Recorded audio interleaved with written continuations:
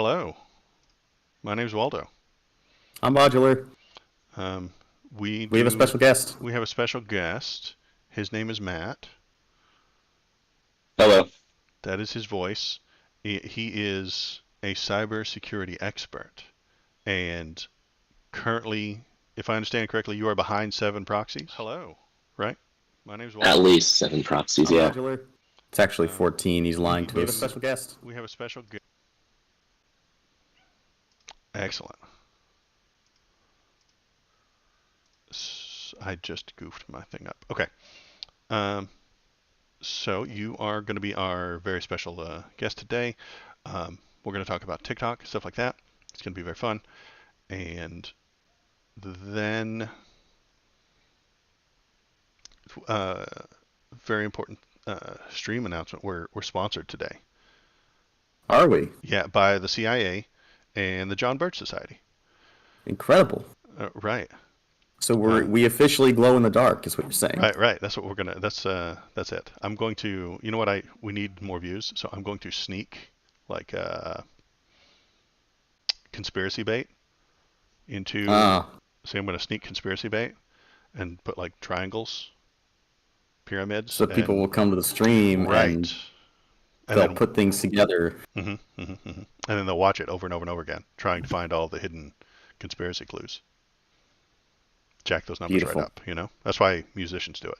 So why can't I? But you just told them we're gonna do that, right? Right. That's kind of a problem. Yeah, And now it's they a flaw in will. the. You see? No, no, no, no, no. This is I only think gonna you make have it to work turn me better. down a little bit. This is only gonna work better. This is gonna be work so much better. So what I'm gonna do is um, yeah, Kyle likes my cash grab idea. Beautiful. I agree. Um, I think you need to turn me down a little bit.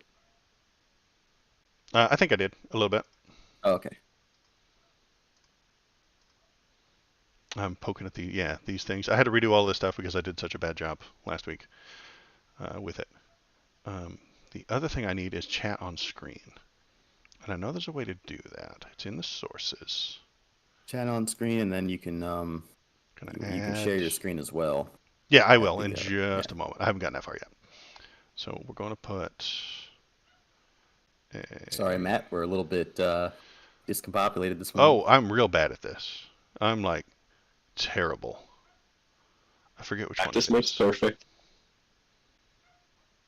So I'm gonna share my screen with you guys so that you can see what I am doing.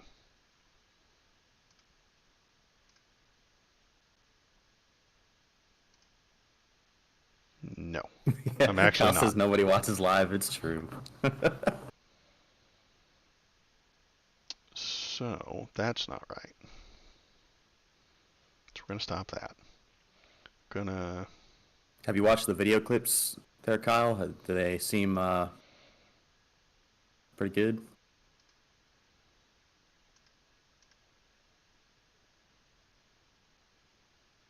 So did something come up that is making TikTok our subject, our front page news? Yeah. I mean, what's his name? Joe Biden has the authority to kill it now, right? Something like that. Yeah, there was a To bill that was passed that gives, ban it. yeah, them the ability to ban it. And the citation for that is not citation. The reason for it is it's a cybersecurity threat. Uh, Chinese are spying on us through TikTok. Do y'all have your positions on that already? I hate all forms of shorts and whatnot, TikTok included. Yeah, this guy just hates shorts. They're bad for you. Mm-hmm. I think Waldo likes TikTok. It's fine. I don't care. It's not any different than any of the other ones. Except that it's owned by China. Which Right. is why they're So trying to ban it. let's Yeah. let's. I wanted to get chat on screen, but I literally can't figure out how. and you're getting started, and I want to get started, and I want to talk about it. It's just that I'm too dumb to know how to get chat on screen again. Can you go to the link for chat and then you put it in your Yes, but OBS now that doesn't stream? exist anymore because I deleted it. Oh, might be a Google thing for after the stream then. Yeah, I'm Googling it right now.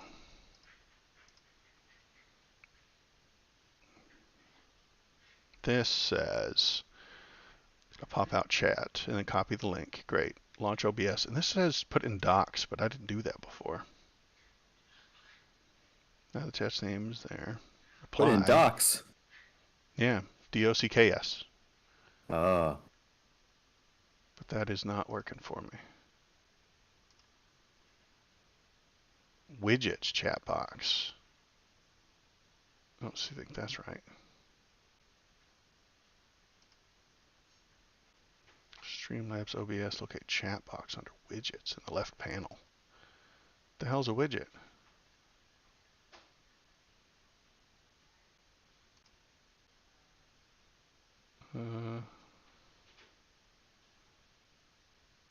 Image slideshow, no. Yeah, I don't know. Kyle, I appreciate you, but I cannot put you on screen. Usually, you're right here. But I'm not smart enough to put you on there today. I can see what you're typing, but I can't put it on this screen. Maybe it's on that one. Nope. All right. What are we going to get started? And then maybe I'll fix it later. We were talking about TikTok, right? Yes. Sorry. Yeah. Our Okay. So, special guest is going to tell us about it. TikTok is bad apparently because it gives data to China. I mean, China as a country can immediately take over or ask any company within China for any of its data or resources or anything it wants. Mm-hmm. China's government is allowed to go into any of their companies and just say, we need that. And the company has to give it to them. Or they can say, you're now a company of the state. And it's no longer a private company, it's now a Chinese company, which is completely different from American companies and companies in many other parts of the world, which was the initial concern with TikTok. And we have an article now that shows why there is legitimate concern, I think. Okay. What data are they getting? I'm a normal TikTok goober. What do they get from me? Yeah, I mean, easily they can get your IP address, which is going to show your approximate location. Mm-hmm. I actually don't know if TikTok takes GPS locations, but I wouldn't be surprised. I've never installed it on my phone. I think that's a dumb idea. Okay. Same. They can get any of your videos, any of your audio, anything you've sent over there. And therefore, there's a real security concern, especially for people that need to take that in consideration, like our Congress people, anyone in government. Even if they're not using it, their kids might be using it, and there's a lot of data you can harvest from that. They can find out where you live, they can find out your children's interests, they can find out the layout of your home, they could find out where your kids go to school, they could find out who your kids are around, and if your kids are with you, then who you're around while your kids are with you. It's almost at the level of Pegasus, which is spyware that became popular. It's has a big thing going on in Mexico right now, but not quite as bad as that. But you could definitely glean a lot of sensitive information from it. Okay. So, and I agree that is an issue. I'm not worried about my info being leaked to the Chinese government. I don't think they would do anything with it or care about it. But for the important peoples, the VIPs, I think how that could be an issue for them. I would say VIPs, maybe even any just general members of the federal government or military as well. I mean, because they've got an aide who has TikTok on their personal phone, and we know that aide works for a specific general or something along those lines, then they could Actually, be tracked. Okay. the perfect example, I think, would be there are now maps and diagrams of like top secret bases because people wore their Apple Watches and shit while they went on runs. And of course, it tracked exactly where they went. So now you know where all the trails are on these bases and whatnot. Hmm. Uh, I think that'd be a similar concept, except that China runs it. So now they know where all the trails are and whatnot, and what's being said around them. Okay. So, um, I'm not terrified of this, but I'm acceptably concerned. As of, I mean, until you explained it that way, I didn't really care because I think Facebook is typically doing the exact same thing, right? Yeah, but of course, the U.S. government can't come to Facebook unless there was a Oh, they legitimate can. crime. Unless there was a legitimate crime and they receive a warrant signed by a judge, But that as opposed judge. to China, who Uh-huh. can just, Xi Jinping can wake up one day and be like, I want their data. Okay. I'm just going to walk over there and get it. There's just so Facebook has one more step that's somewhat Yeah. legitimate, Mhm. depending. I mean, Yeah. unless the So the I think judge that's was a appointed legitimate by. reason. Okay. I think that's a legitimate reason for why the government's doing what they're doing. There's also the opportunity for psyops and whatnot. They can, um, China, again, not just TikTok, but China can decide what TikTok can allow on its platform. Mhm. So if China was like, homosexuals don't exist, they could just, anything that had a rainbow flag in it, for instance, they could be like, no, that video is banned. Or they could ask TikTok to raise other things to the top of the algorithm. And now, Waldo, I think you're going to say, well, Facebook can do that. And it's true, they can. They use their algorithms to manage the population and what we're talking about. But that's just kind of a thing. Like, do you want China doing it? I don't know. That's up to you. Not really. I don't want anybody doing it. Um, maybe if we do the ban, if Biden pushes the ban, then slippery slope. We could ban the other American companies from doing it too. Maybe. I think more legislation would have to be passed in order But to do that. does this set a precedent? Hey, we don't like it when China does this, and then we ban it, and then everybody's like, well, hey, an American company does this too. Can we stop that? Is there a precedent being set there? I don't know. It depends on if they, I think, specifically relate this to a cybersecurity threat or if they relate it to, um, or not cybersecurity. It's all cybersecurity threat. It's whether they relate it to an international security threat or if they decide to consider Facebook also. A national security risk. Yeah, exactly. Um, yeah, I don't know. It really depends on the way you look at it, I think. Okay. I am not super worried about it, but I recognize that it could be an issue with very important people. I'm not worried about it for me, you know, but I recognize it, and that is important. Um, let's see. We've definitely got something to worry about. Should the government ban it though? Does the government have the right to tell you what you can and can't put on your personal phone? Is it even possible to Mm, do that? well, it is possible you can get it banned, or at least make it much more difficult to get if you make it so that it's not available on like the App Store, Okay. or on Google Play. So Then a it's lot of people just won't download it because that's the only place they know how to get downloads for their iPhone or their okay. Android. Okay. Is that I mean, I'll say acceptable? that any company that exists in the United States has a business license and exists at the pleasure of the United States, especially true for foreign companies. So America could definitely just say you're not a company that's allowed to exist on American soil, and then ban it would be banned from the Play stores and whatnot. Mhm. But if they're not trying to sell it, then yeah, it could exist in other marketplaces where you would download an APK or sideload it somehow. Okay, interesting. Yeah, Okay. just it'd be a little more. There'd be a couple more steps to installing it, which I think would prevent an app's popularity in that way.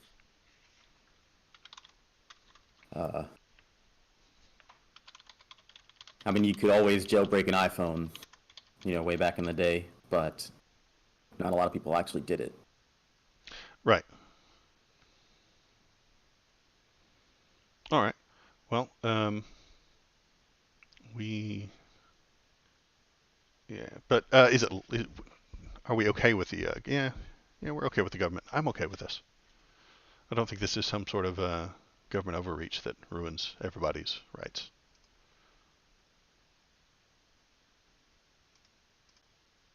So we almost somewhat agree on that one. All right. Sweet. Um, and I'm much more worried about it than I was last week. Thanks, Matt. No problem, anytime. Okay. So earlier this week, Modular sent me a video, and then I Uh-huh. watched the video, and I was like, man, that Elizabeth Warren lady sure is cool and awesome. Wonder why Modular sent me a video of Elizabeth Warren being cool and awesome. And Let's then watch it, and I'll tell you why. apparently he doesn't think she was being cool and awesome. I don't know if you're going to hear this, but I'm going to try. Kyle's going to hear it. I'm going to hear it. You guys might. Hell, I don't know. Thank you, Mr. Chairman. So the Fed has raised interest rates 8 times over the last year in what has been the most extreme rate hike cycle in 40 years. The Fed's goal is to slow inflation, and your tool, raising interest rates, is designed to slow the economy and throw people out of work. So far, you haven't tipped the economy into recession, but you haven't brought inflation entirely under control. Do you guys hear it when I play it? We don't. You actually have to share the actual. But then you can't see the things that I'm doing on there. But I can try that. Yeah, Kyle hears everything. Right. Yeah. So So I you have to either go have to share here. specifically your that particular tab, and then we'll be able to hear it. Or you share your whole screen, which I you're doing did the whole now. screen. I really Yeah, did. I opened up the YouTube channel. I can hear it. Yeah. And I'm Modular's heard fine it with how it is a for now. dozen I've times. already Yeah, heard it. yeah, you've heard it. Okay. All right, I'm going to get it started up again. Either. And maybe the reason for that is that other things are also keeping prices high, things you can't fix with high interest rates, things like price gouging and supply chain kinks and a war in Ukraine. But you are determined to continue to raise interest rates, so I want to take a look at where you're headed. In December, the Fed released its projections on the state of the economy under your monetary policy plan. According to the Fed's own report, if you continue raising interest rates as you plan, unemployment will be 4.6% by the end of the year, more than a full point higher than it is today. Chair Powell, if you hit your projections, do you know how many people who are currently working, going about their lives, will lose their jobs?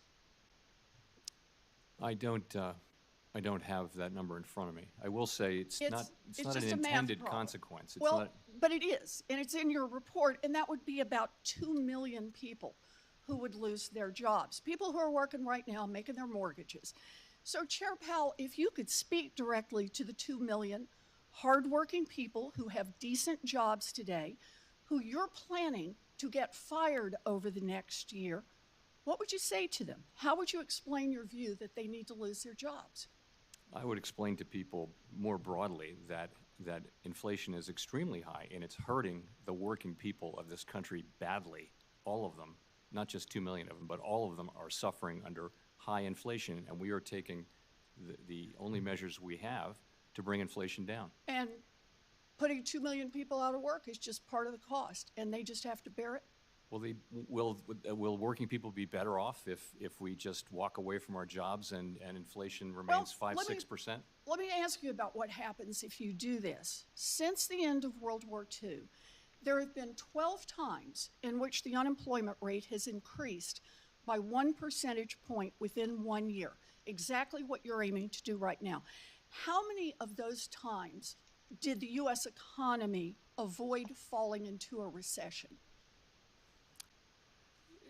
You know, it's not as black and white as very Just very looking at the infrequent. numbers, it actually Yeah, is no. pretty black Alan and white. Blinder's written a book on this, There have and been 12 times that we've seen a 1 point increase in the unemployment rate in a year. That's exactly what your Fed report has put out as the projection and the plan based on how you're going to keep raising these interest rates. How many times did the economy fail to fall into a recession after doing that? Out of 12 times. I think the number is 0. I think the number is 0. That's exactly right. So then the question becomes, we've got 2 million people out of work. Can you stop it at 2 million people? History suggests that the Fed has a terrible track record of containing modest increases in the unemployment rate. Once the economy starts shedding jobs, it's kind of like a runaway train. It is really hard to stop. In fact, in 11 out of the 12 times that the unemployment rate increased by a full percentage point within 1 year, unemployment went on to rise another full percentage point on top of that. If that's what happens this time, we'd be looking at least 3.5 million people who would lose their jobs. So, Chair Powell, if you reach your goal and 2 million people get laid off by the end of this year, and then, just like in 11 out of 12 times that unemployment has risen by a point in a single year, it keeps on rising. And then we've got 2.5 million people out of work.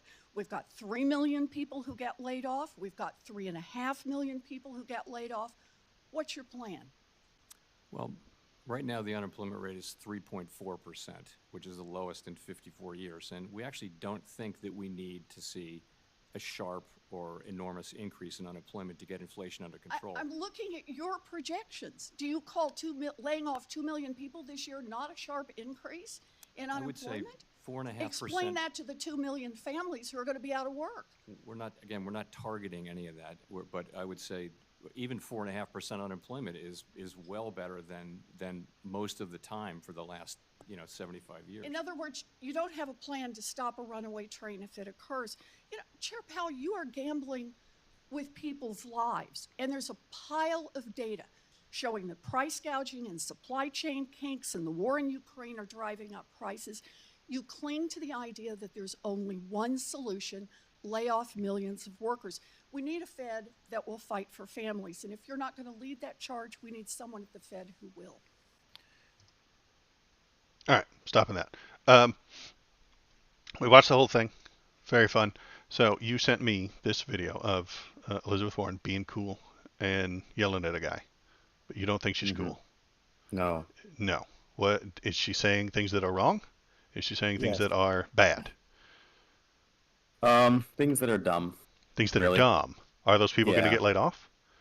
Well, they if are. if it's in the report. Possibly. Okay. It's in the projections, yes. But as they call him J-Pow in the investment community, he's the chairman of the Federal Reserve, and he's been testifying before Congress for the last few days. Now, Elizabeth Warren is yelling at him over the projected 2 million job losses that raising interest rates further will bring. And there are a couple of issues with that. The first is that, yes, the Federal Reserve has a dual mandate, which actually it's impossible for the Federal Reserve to achieve both at the same time. They want their dual mandate is keep inflation under control, number one, and number two, keep employment at maximum. You can't do that at the same time. If inflation is high and you have to raise rates, that's going to result in a slowdown of the economy. But that's necessary to control inflation. So essentially the Fed, and what he was trying to say is the Fed needs to continue raising rates to get inflation under control, because we were earlier this year and late last year looking at 8-9% year-over-year inflation, which is ludicrously high. At this time now, so for for February, we are about 5.5% more expensive on everything. Our inflation is 5.5% compared to February of last year. Okay. So things are 5.5% more expensive as compared to back in August, September timeframe. We were looking at 8 or 9% more expensive than the previous August, September. To get that under control, the Federal Reserve has exactly two tools to combat inflation. The first one is the federal funds rate, and the second one is what I'll call the quantitative tool. The quantitative tool has two settings. The settings are easing and tightening, or you might think of that as money printing and money shredding. Okay. So the Fed has a balance sheet, and when it uses its quantitative tool, it either purchases bonds on the open market, which when it purchases bonds, it prints the money to purchase those bonds, and that money goes out into the market, or it sells its bonds on the open market, and the money comes back in to the Federal Reserve and is no longer circulated. The federal funds rate is the amount of interest that loaning the money generates. So the Federal Reserve prints the money, they loan the money out, there's an interest rate on it. We have enjoyed in the market about a 10-year period, or even longer even, maybe 15-year period of extremely low interest rates ever since we cut them to practically nothing following the crash of 2007, 2008. Have we enjoyed that? Yes. Okay. Yeah. Low interest rates do stimulate the economy. The market has gone up substantially as a result. Jobs, of course, when you have low interest rates, companies expand because they can take on very cheap debt. Okay. And people will buy houses because if your mortgage rate is 3%, why wouldn't you? Okay. Great. So low interest rates stimulate the economy. This guy's But arguing that he wants to raise it. yes. And Elizabeth Warren says, hey, that won't stimulate the economy. We don't want that. That will lose people jobs. He wants to raise the interest rate because raising the interest rate is the only way is literally the only tool that the Federal Reserve has to get inflation under control. Okay. And so he has a mandate to get inflation under control. Which so he has to tool. bounce back and forth between the two, this boom and bust cycle forever, doing nothing else? Yeah, that is what the Federal Reserve does, yes. Okay. And then we all just pay the price for it? 2 million people lose their jobs so that this guy can get that number slightly down? I mean, honestly, Well, if I had the choice of paying 6% more for everything or losing my entire job, I would choose the 6% more. Well, financially speaking, if all of America has to pay 6% more, well, it was 9% until rates started rising. And the rising rates brought inflation down somewhat. But if we talk about 6%, 8%, 9% for all of America versus 2 million people losing their jobs, it is more expensive for Americans to have this level of inflation. By far. Like the amount lost in 2 million jobs versus the amount lost to 6 or 8% inflation rate every year is enormous. Like the difference there You're is saying that the it's not even a 9% is question. so much more worse? Yes, because that's 9% more expensive for 350 million Americans versus 2 million people losing their jobs. And losing like On top of that, all of the things and all that things and everything. well, on top of that, as Powell was explaining, our unemployment rate is currently 3.4, which is the lowest it's been in roughly 75 years. That number itself is nonsense, isn't it? because it doesn't count properly? It's It counts people who are out of work and seeking a job. right, but it doesn't count the So it people doesn't who count the people that are out of work not seeking jobs. No. who have given up or just aren't Who have trying given up. Yeah, exactly. Well, or I mean, in this market, though, if you're underemployed. not trying, I mean, it's easy to find a job right now. Is it? It Okay. is, yeah. Weren't there I also all want those to tech point out jobs that something. just got laid off past few months? Yeah, go ahead, Matt.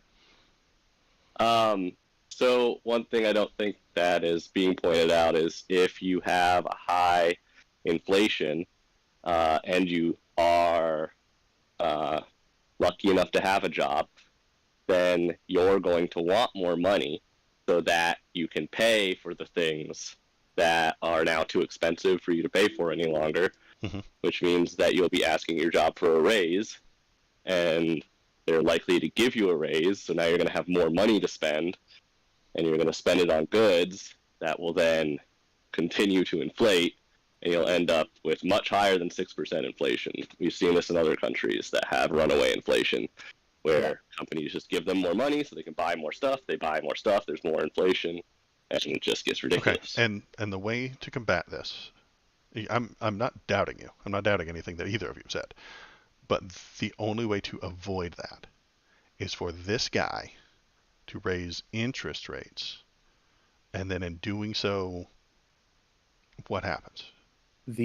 So it's not the only way to avoid inflation. However, it is the only tool that the Federal Reserve has in its toolbox to make it happen. So could we have legislation that cuts inflation in some way? Yes. Do we do that? No. Is anybody actually going to pass legislation that reduces inflation? No. I think the Biden administration passed a bill, the Inflation Reduction Act, Right. that actually is not projected to reduce inflation at all. In fact, if it does have an impact on inflation, it'll be a 0.1% movement over the next 3 years. Okay. So basically nothing. And that's because they put the wrong things in the bill, or there is Because nothing that what there's what is nothing it? to eliminate inflation in it. What legislation? Tell me simply, because I don't believe any of this shit. I think it's all smoke mirrors and horse shit, and bankers lying it to us to steal our money and gain power. I'm a little bit conspiratorial in that, but what simple thing does the government pass in legislation that lowers inflation? What is it? To lower inflation, you would have to essentially, well, you'd have to cut our deficit. You'd have to take in more money than we spend. That'd be your first thing, is we got to stop putting money into the economy, because So it's lower government spending. yeah, pretty much. You Because gotta take money out of circulation. because they're giving money out to people, Uh-huh. and because And there's that now money then more gets of spent. it, Uh-huh. yeah, that Right. increases inflation. Okay. Yeah. You have to stop spending. That's the only way. That's the only way that Okay. so you can raise interest rates, which, because we run a debt-based economy, raising interest rates makes debt more expensive. So if you're a company and you want to expand your business, if in a low interest rate environment, you'll take a loan out at, 3, 4, 5, 6% interest rate, and you'll expand your business, and then you'll pay the loan back. But as rates increase, the federal funds rate is essentially the risk-free rate. It's never going to default on that interest. So if the risk-free rate is 5.5% or 6%, then why on earth would any bank give a loan to a company at 5.5 or 6% when they could just take a Federal Reserve note or a Treasury bond, that is, and collect the same amount, essentially?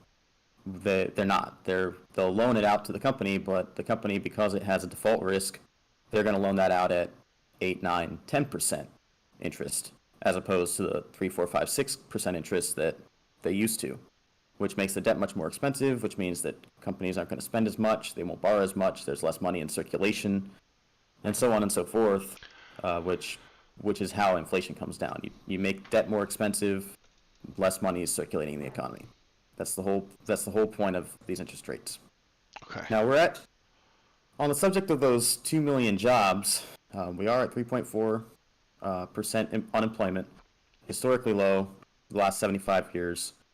And even the 1% increase that those 2 million jobs represent in unemployment only brings us up to under 4.5%, which is still pretty great, actually, economically speaking. I mean, except for those 4%. Well, Sucks for them, right? that's also that I don't think that that's also a sticky number either. When you talk about the unemployment rate, I mean, there is a certain amount of churn in the economy. So those 2 million people will lose their jobs, yes, but unemployment rate of 3.5 or 4.5% means that we have a certain amount of churn. So people lose jobs all the time, and then they go find another job. They're not going to be out of work forever. Like all the same people that were unemployed, those 3.5% that were unemployed 3 months ago, back in December, are not the same people, mostly not the same people that are unemployed right now, but we still have 3.4% rate. Okay. Well, so there's no Also, way. Yeah. Go ahead. If you have a 0% unemployment rate, then one of two things is going to happen. Either you have a shitty job working at, I don't know, someone that doesn't sponsor you, like McDonald's, and you want to leave your job, but you can't because there's no employers, because there's a 0% unemployment rate. Or Wait, what? you own a business and you want an employee, which is the more likely situation, but you can't get an employee, or you can't open up a new business and get employees because there's a 0% unemployment rate. So Yeah, you'd you have no to labor. steal them from someone else, yes. So you Which want actually- there to be some amount of unemployment. Wait, Which how does actually that is make sense? The second one there's makes sense. The first one doesn't. I don't understand. If there's 0% unemployment rate, that means there are more jobs than people. Yes. And if you don't like your job, go get one of those jobs because there are now more jobs than people. Yeah. There are a bunch of empty spaces. How do you not That's why I'm get saying to the leave? first one is unlikely. The first one is saying, like, we have all the slots are full. There's a certain number of businesses and they have the employees they need. So it'd be impossible to move anywhere, which isn't going to happen ever. The second one is far more likely, which is where you want to go somewhere, or you want an employee, but you can't get an employee because all the There's not employees have enough. jobs. Right. Yeah. Right. Yeah. And so you make it more enticing. I don't know. That seems great to me. I would love for. We had this discussion before, actually. That's how we ended up with our modern healthcare system in America.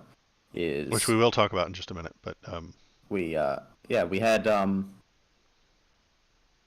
if you recall from our healthcare debate, the way that we ended up with healthcare being intertwined with employment is during World War II, all the men left, and everybody who was still in the country,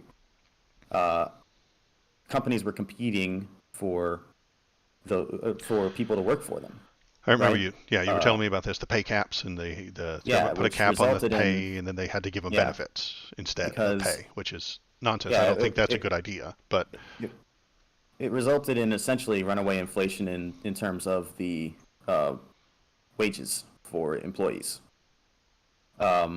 Which, yes, that did result in the government passing wage caps, which then the companies said, okay, well, we can't pay you more wages, but we'll give you, health care instead as a benefit, and so on and so forth. So if you have too low unemployment, you get a situation like that where you end up with runaway inflation in terms of wages, which sounds great until it's not. So. okay.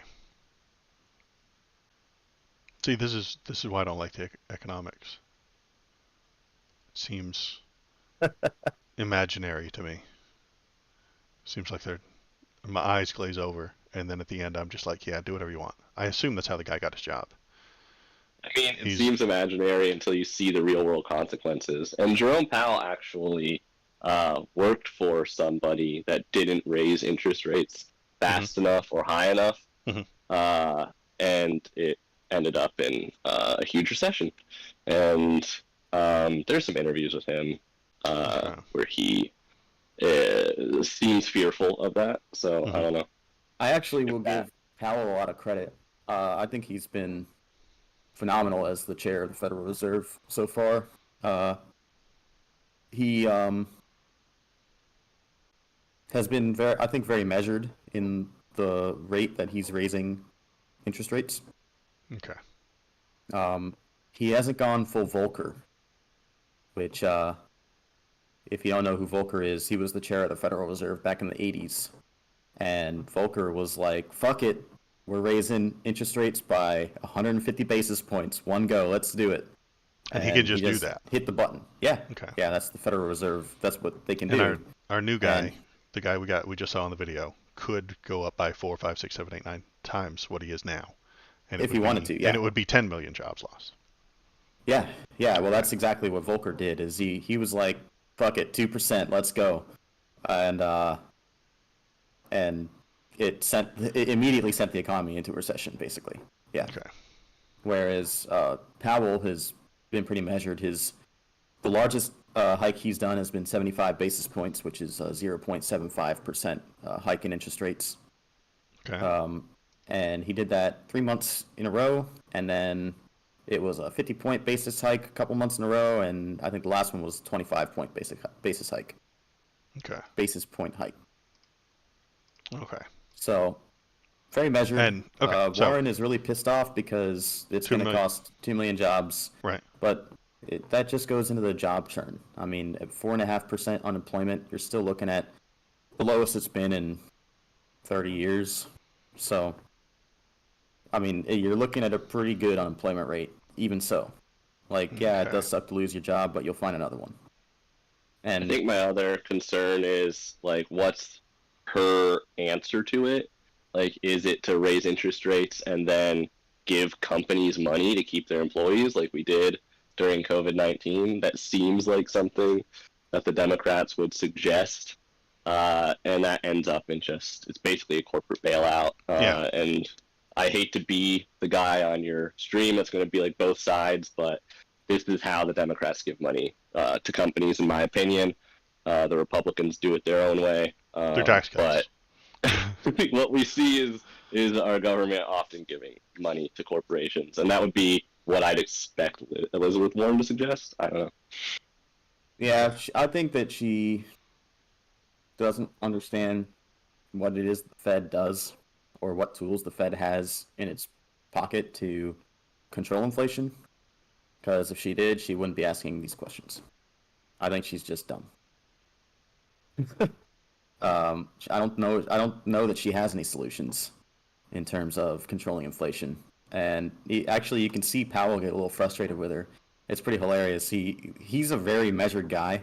Like, he doesn't lose his temper very often, but you see him when he throws his hand up, he's like, what do you want us to do? Just let inflation run at 6% forever, and everybody has to pay more money? And that's her plan, yeah. Yeah, everybody pays a little bit more so that ridiculous everybody plan. can keep the jobs. Terrible plan. Okay, if you say so.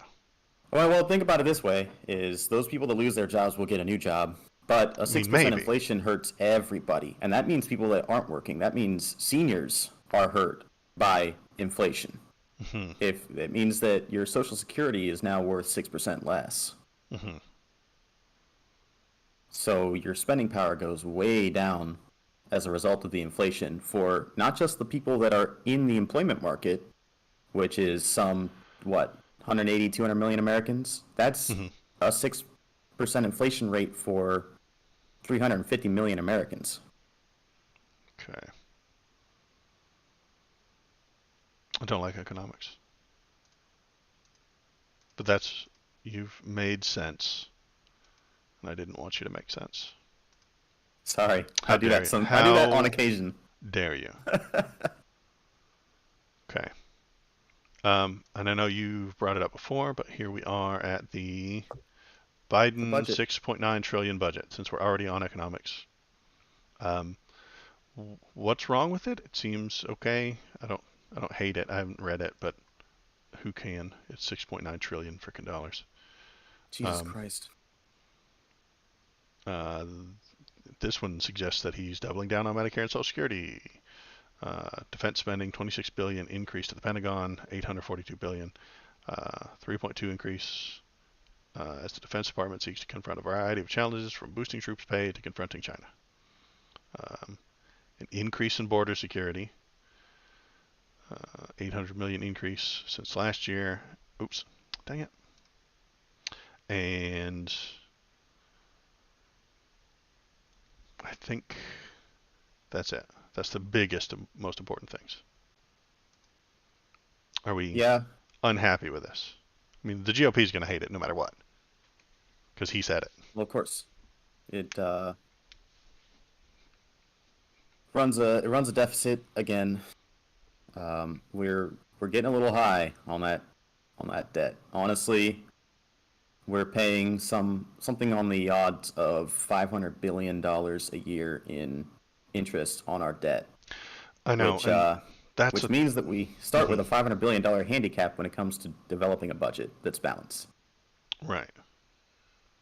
That I think I think that's incredibly wasteful. Like, Well, it's more of this economy horseshit. Who are we paying that money to? The Fed. well, Isn't it's that the Fed weird? or any country that owns our Right. bonds. Well, I think most of it goes to the Fed, but and this is where you get into the conspiracy shit of the Fed doing this so that they can make that money, so they can get it, so they give us the money so that they can take it back later, and it gets into really weird, high-level economic shit that I don't believe in. It seems like it's all smoke mirrors and horse shit. Well, that stuff's actually a little over my head too, if I'm being honest. I know, and they want it to be over your head so that But your boy, what was his name? J Rubs, JP's, what was his name? J-Pow, old J-Pow. J-Pow, yeah. J-Pow wants it above your head so that J-Pow can go in there and say whatever he wants, and then everybody's eyes glaze over, and they're like, yeah, J-Pow, do whatever you want, I don't care. Well, the Federal Reserve is a government entity, No, it's not. and it is, and It's a bank. the governors of the Federal Reserve are appointed by the president and confirmed by the Senate. Okay. I mean, when I look at this budget, it seems very odd to me because one of the big reasons we were raising the budget every year was because we were in Afghanistan, we were doing things abroad, but now we say we're pulling back. Obviously, we don't just say it, we're out of Afghanistan. We're not actively participating in a war. We're supporting Ukraine, but it's more of a Cold War situation. So how are these tax dollars helping Americans exactly? I get the border situation, but that doesn't necessitate as big an increase as we're saying. And being worried about China, I don't know what you're going to use all this money for if you're being worried about something. I don't know. I'm a little confused. Yeah, there's that. I mean, most of our budget goes to Medicare, Medicaid, Social Security programs in the first place. It's like half our budget goes to those two programs or three programs. And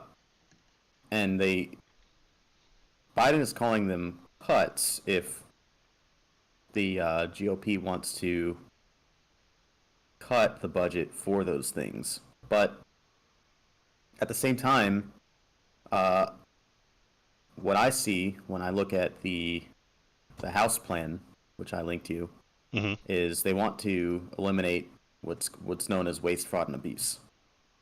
I sent you another link as well. I've got this about one here. Improper payments. Yeah. Is improper payments, which is cool. I read it. I agree it's a problem, but you're not going to like the solution. And the solution is hiring federal workers to find it and do it properly. Yeah, I'm fine with that. Well, Republicans aren't, because that's going to be a giant increase in the federal government. You're going to have to hire thousands of people, and they're going to look at people's stuff. He wanted to replace retired IRS agents, and they screamed bloody murder about increasing the IRS.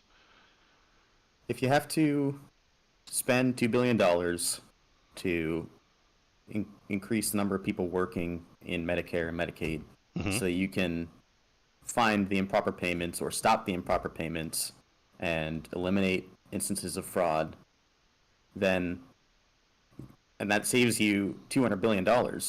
Well, Hmm. you've netted $198 billion that way, Right. And which the is Republicans are would going be to call fine. that a massive increase to the federal government, and they're going to fearmonger it about millions of new or thousands of new federal employees that are coming for you. You would have to spin it the right way, I think, to avoid that, but it could be done because if you package it in the right way, as you're hiring waste, fraud, and abuse specialists to prevent Medicare overspending, for example, then I don't think that's a winning issue for Republicans to argue against. No, it's I not a think winning that issue. It's not a winning issue. The nonsense that they spin out of it is Joe Biden hires thousands of new government employees. He's increasing the size of the government. We want a small government. He's increasing it. Don't I vote think for him. that I think that Republicans aren't just outright against increasing or against. I think that Republicans aren't outright against hiring people though for the Okay. government. I think that the IRS is one of those things that is just universally hated.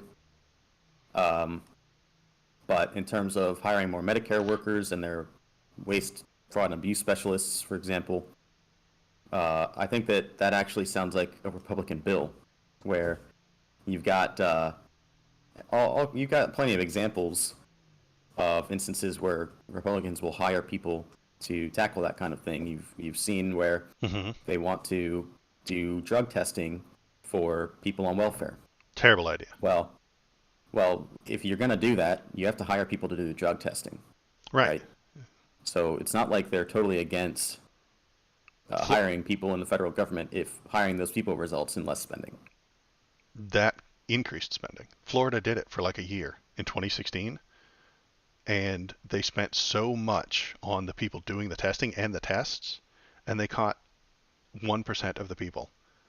And the hiring and the testing was like 20% of I'm making up numbers now, but they spent more money on testing than they saved by kicking people off. Well, It didn't there work. you It go. doesn't work, and It it's didn't never going to work. work. But It didn't they'll. work in that instance, right? But that's Well, going I to be was just on saying that primetime Republicans TV. are not necessarily against hiring people to try these kind of things. Right. If it hurts the right people, they'll hire more people. They think that this hurts that specific situation. They were all for hiring people to drug test all those welfare queens who drive Cadillacs, and it turns out there aren't any, and they're not all drug users, and it didn't save any money, so they abandoned the program and don't talk about it anymore.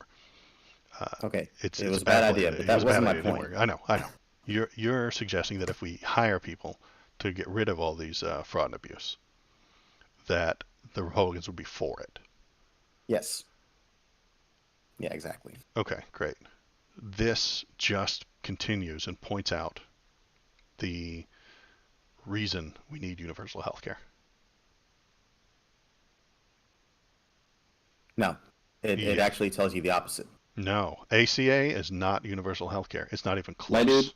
they won't even bring back the child tax credit that they were giving people month over month that reduced child poverty by 30%. We reduced child poverty and hunger by 30%, and they're not bringing it back in this budget. We're never going to get universal health care. It would solve this problem. There wouldn't be fraud, waste, and abuse. Because right here, this is talking about the thing you linked me. It's exactly the opposite. It's government No, programs.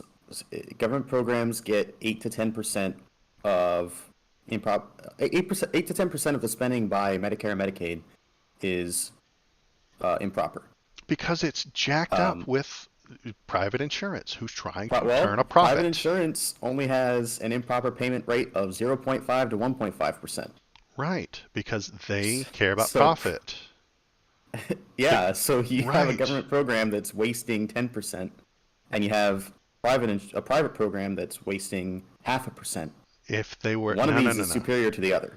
there that waste is people who are either not eligible, which isn't an issue under universal because everybody's eligible, or people who are already getting that covered by their for-profit insurance. And this Medicare Part D and Medicare Advantage and FFS, whatever that is, hospital coverage and physician coverage, it's overly complicated and you make mistakes. Universal health care, I'm very, very, also very simple. You go I'm in, also the curious. doctor says you're a citizen. Here's what you get. That's what the government pays for. The end. There is no Medicare Advantage. There is no private health plan. There is no profit motive. There is no Medicare Part D. None of that. You simplify it. I'm also curious how often, how thorough, and by who private companies are being audited as opposed to a federal government, federal program is being Themselves. audited. Yeah, I don't Well, believe I don't that know. point 0.5 number because they run that number, and of course we'd never make a mistake. I've never made a mistake in my entire life. I Well, about checked. 85% of private insurance companies actually have departments specifically to track that stuff down, to make sure Right. it doesn't happen, and to go And after people that overcharge. right, and then if they do a bad job, they'd lie about it so that they don't lose their so their board of directors doesn't get pissed off, and they don't lose market share or stock percentage. I don't trust them. I don't And that believe half them. a percent to 1.5% number is actually, I didn't link it, but it was from a Forbes article I was reading. Yeah, I don't So trust them either because they're it was, interested in money and turning a profit. I mean, I would definitely listen to the people that are interested in money to tell me about money. No, you can't trust the people who want money to tell you how to make money. That's exactly the wrong idea. Because they'll How's lie. that the wrong Because they'll idea? They know lie. money. Because they'll lie right to your face to make a buck. Wasn't it? Uh, who's that guy? Jim Cramer. That's on the TV. I don't trust economists because if an economist makes more money by lying to you, they will. That's like what they do. I want to. If the TV economist wants to make money, and they make more by lying to you, they will. Sounding a lot like Alex Jones right now. Yes, I know To because be honest with you. the economy is a giant scam. Whole thing, top to bottom. Whole damn country's economy is based on buying and selling each other's houses. And it's a mess. And we could simplify that with a universal health care. One, you go to the doctor. Two, the doctor gives you an honest assessment. Three, he treats you. And then four, he remits to the government, says this person with this social security number had this done, pay us. The end. How does that cause fraud, waste, and abuse? Well, I think that the government is inefficient in just about everything it does, which is why we have the amount of waste, fraud, and abuse that we have right now. So expanding the government more would would proportionally increase the amount okay, that we waste. inefficiencies. Are you The government is inefficiencies inefficient come by design. from over complexity.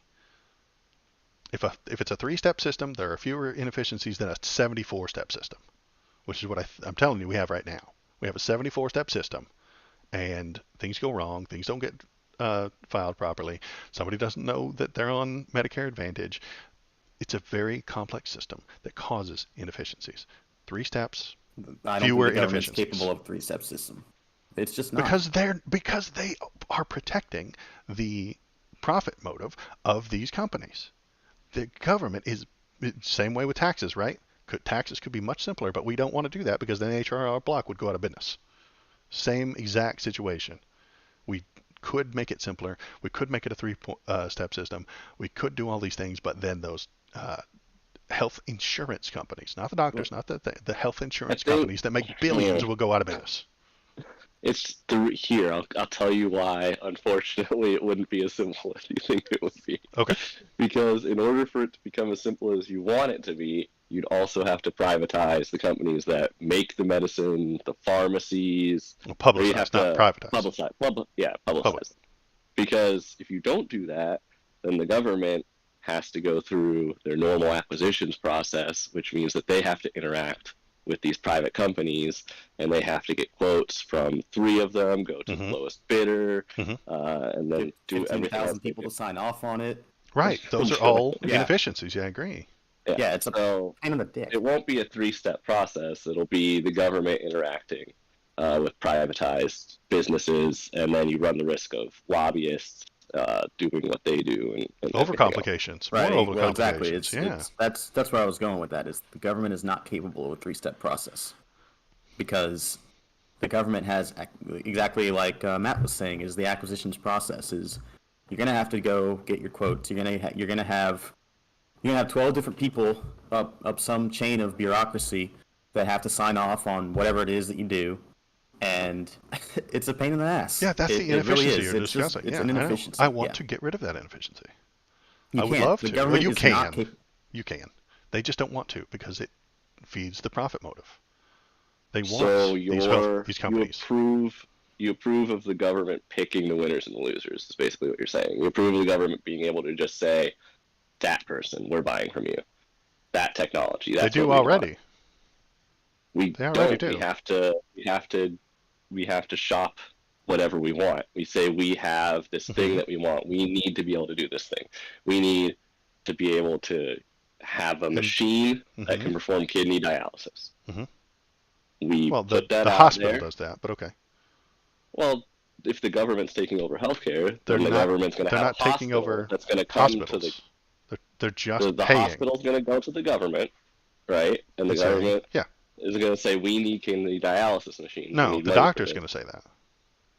This Yeah, isn't the a doctor goes to the top-down. government. Yeah. Yeah. And says, So then we the government did has this. to find kidney dialysis We machines did for the X. hospital. Yeah. No, the hospital either has them or buys them, and then charges the government when it gets used. This is coming from the doctor's point of view. Hey, So the government, I did doctors can this. just buy the most expensive kidney dialysis machine and go to the government and get paid for that. Maybe. And I if see an opportunity for I know, fraud and abuse. I know you're seeing that, but hopefully It's we could everywhere with have government. some sort of. It's amazing. Well, no, that's not the government doing a fraud and abuse. That's the fucking doctor. I think you guys No, keep seeing the flaws opportunities are in capitalism and calling it a government problem. Uh, you're seeing flaws within a for-profit situation and saying that it's the government's fault when it's actually the capitalism's fault. Um, so if a doctor buys the most expensive thing so that he can make more money from the government, that's not the government's fault. That's capitalism's fault. I don't think And so. you could hire the people that are running the health insurance companies now as GS12s, GS13s, and have them oversee these things. And I know that's bureaucracy, but at the same time, it wouldn't. They wouldn't be trying. The government wouldn't be trying to turn a profit on this. And yes, it would increase spending on that, but it would decrease the amount of spending people are spending on health insurance. For-profit health insurance, which is ridiculously profitable for those companies. And it's profitable for those companies because they're not giving the money out. The only way your health insurance company is profitable is if you keep more than you give out. But Well, we it's discussed this their too as purpose to well give during our that money healthcare out. debate, and most companies run a less than 5% profit margin on a health insurance. That's 5% too much. I always take a hard stance on this. If being alive requires $1,000, then you're going to find $1,000, or you're going to die, and I think that's unacceptable. So all I'm saying is that what you want, I can only see two ways to go about it, Mhm. and that's either the hospitals are allowed to buy what they think they need and Mhm. build a government for it, which is going to result in the government paying a lot of money because they're going to pick some of the greatest things, and there's going to be fraud and abuse there, or the hospitals go to the government and say, this is the thing that we need, in order to do this thing. Mhm. And then the government goes out and finds something that meets the specifications that they do. Mhm. But that results in everything moving more slowly, and us being less agile, and us being slower to adopt new technologies, which America doesn't like.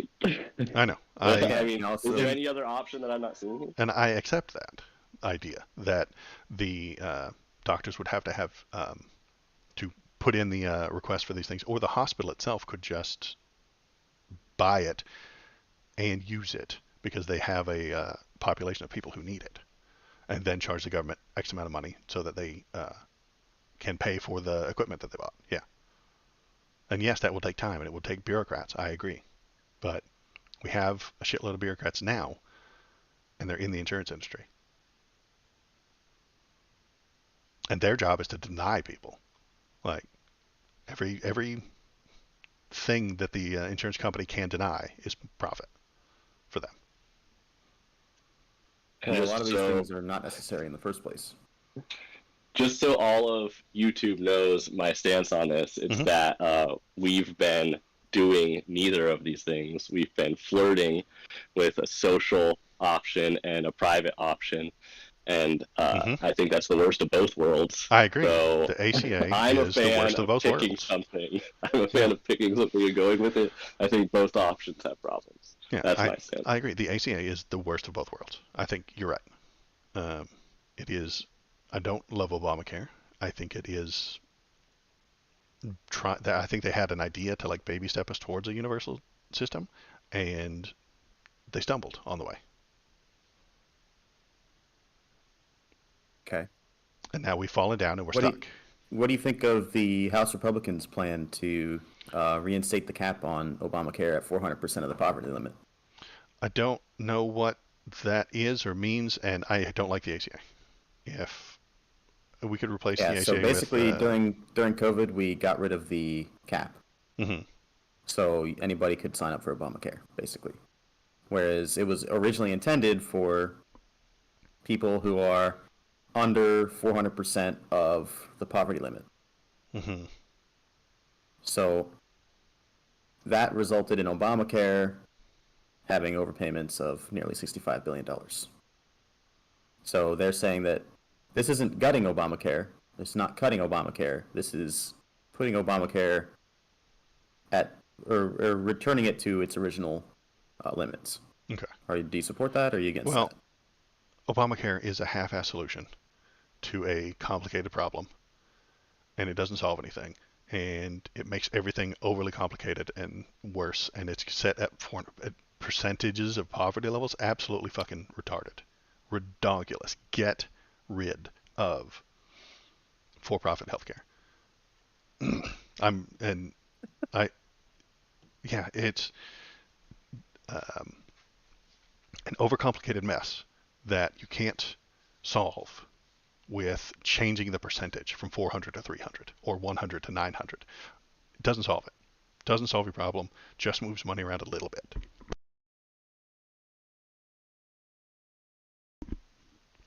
And moving money around a little bit isn't going to solve this problem. It's just going to kick it down the road. It's just going to keep uh, the health insurance companies going, or complicate their job so that they have to now raise somebody else's percentage by 1% so that they can keep their 5% profit. It's a bad half-ass solution. That in originally, I agree when it had the public option, when the ACA had the public option at the beginning, it was a baby step towards universal healthcare, and that was the idea, is that the public option would not a run for profit the way health insurance companies do, and that extra 5% makes it cheaper, hopefully, and they take care of all the people uh, that get dropped from private health insurance, and then that private health insurance now has to raise their prices and dump more people, and then those people go onto Obamacare or onto the public option, and then the private companies still are losing less money because they have less people, and they're cutting more things, and then more and more and more people jump into the public option until everybody's in the public option except for the top 2 or 3% of uh, rich people, and then you just say, oh yeah, well, yeah, hey, look, it's universal, bam, small step. That was the plan. The This 400% poverty nonsense, it's overcomplicated nonsense. It doesn't accomplish anything. Okay. So in terms of the budget, Hmm. this is sort of where I wanted to go with Hmm. waste and or wasteful spending by our government. So we've Hmm. got our 500 billion from repaying the debt, Hmm. and then we have all this stuff in Medicare, Medicaid, Social Security. They talk about unobligated COVID money and Hmm. Yeah, I've got it up on screen. We've got the unobligated COVID money. Um, if we're not using it, take it back. It's fine. Or yeah, I the don't student have loan an. bailouts that are going to cost $400 billion. Now that I have a question about. Sure. But we'll go down the list. Recapture unobligated COVID money. Fine, don't Hmm. care. Put Americans back to work by reinstating work requirements for welfare programs. Absolutely not. Horrible idea. We could save 10 billions and spur economic growth. No, you will stop giving money to poor people. The very poorest, the very bottom of the bottom, will have work requirements forced on them. And Elizabeth Warren just told us 2 million people are about to lose their jobs. So this seems like a dumb idea. 2 million people in a historically low unemployment environment. Right. Yes. And then if And those that 2 only million people increases can't unemployment by get, 1%. if they can't get a job, then they can't get welfare, and then they can't get welfare, and then now they're homeless. And I could see the not a good argument for idea. them not being able to get a job in a 10% unemployment environment, but in a 4%, no. There's 4% that didn't. That's the churn. Like, That's the churn. okay, great. Like I It's said, the same churning, 4% but who didn't have a job in December are not the same 4% that don't have a job right now. okay. Most of the welfare is given to children, the elderly, and the disabled. Most Okay. welfare. Like, so I don't want them to be put on the back to work requirements anyway. And if you start checking who is and isn't, I mean, that's more bureaucracy, right? This is adding complexity to the system. Well, we already had the work requirements before. I'm pretty sure we had them right before COVID, and they Mhm. went away because of COVID, because we, Right. we hit 10% Right. unemployment during Right. COVID. And I don't So want to they're bring them just back. saying, hey, now that COVID's over, let's go back to what we were doing. Yeah, I think I it was think a that's bad. fine. I think it was a bad idea back then. Um, reduce fraud in the child tax credit and SNAP food programs. I don't. Requiring social security numbers for the CTC and income verification for SNAP would not only reduce fraud, but it would also save roughly $70 billion. That $70 billion is being spent on food. Not necessarily, How is it not necessarily being spent on food? You can't buy anything else because, with SNAP except for food. well, you can, Yeah. because you trade it at a discount. Then that person who got it buys food with it. This is But 100%. yeah, I know.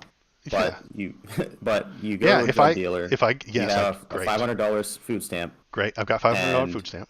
and the drugs you want are $200. You'll trade the $500 food Great. stamp for the drugs. And then Yeah. what happens to that $500 food stamp afterward? It It gets gets spent spent on on food, of course. foods. Exactly. So But I mean, I don't. It was originally spent on drugs. no, but I no, mean, I don't care. It doesn't make any difference. It doesn't mean that that SNAP money isn't spent on food. The drug dealer doesn't take that SNAP thing and throw it away. but He that's spends money it from the drug dealer that the drug dealer then is free to spend on the money food. that's not a food stamp on other things. Like they would have, they're You gonna can buy the only food buy SNAP. anyway. Yeah, they're gonna buy the food. That So SNAP I thing will gets spent on say, food. I will say that every study I've seen shows that things like this just do more harm than good. Like How? making the requirements higher or cutting people off from these benefits usually isn't good for society. Mhm.